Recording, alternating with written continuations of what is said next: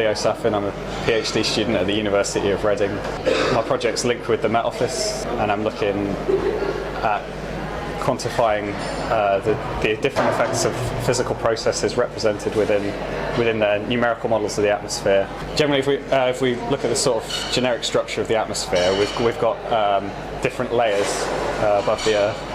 And so the main layer where all the interesting weather happens is the troposphere, and above that we've got the stratosphere. The transition between these two layers in the atmosphere is quite sharp, so that's the tropopause.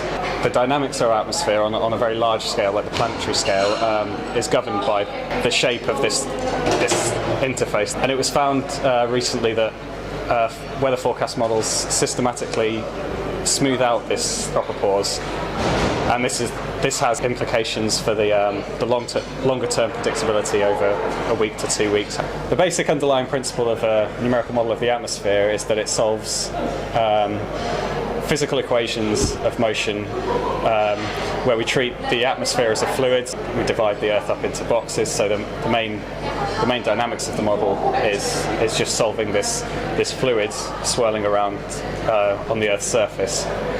But on top of that, there's lots of other processes that go on at much smaller scales. All these physical processes are required to make the model accurate and to properly represent what's going on in the atmosphere. Any one of these could be a source of model error because there are approximations to what's going on. So we want to disentangle what the impacts of these different physical processes, what they do to the large-scale flow, and especially what's going on at the tropopause. These physical processes can act to sharpen this tropopause, whereas we find that the forecast error was that it was smoothing it out. Maybe the physical processes could be underrepresented, or actually one thing that is happening is that how we solve these equations of the fluid dynamics, when we're solving it on a fixed grid, those grid cells are actually quite large compared to the size across the tropopause. And so the dynamics of the model is acting to smooth that out rather than the representation of the physical processes on the grid scale. This was shown for older versions of the Met Office model. They've recently updated how they solve the underlying equations.